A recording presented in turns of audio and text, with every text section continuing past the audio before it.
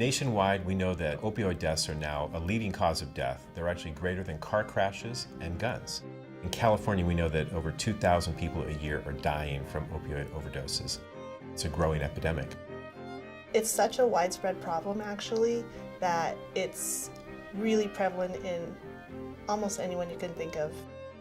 It's very pervasive.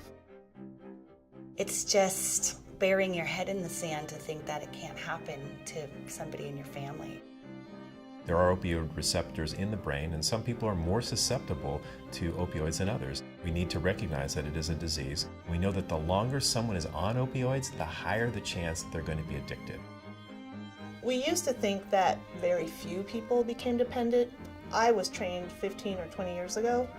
Less than 1% of people become addicted to these medications.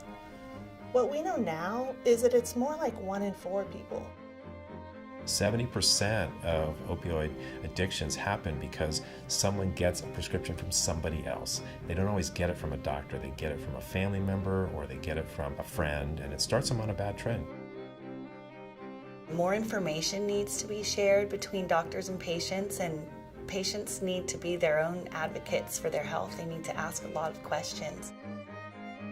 The relationship with our patients really can carry us through to help people make really healthier choices and to really treat some of the difficult issues that patients are facing when they're living with chronic pain or when they're living with dependency.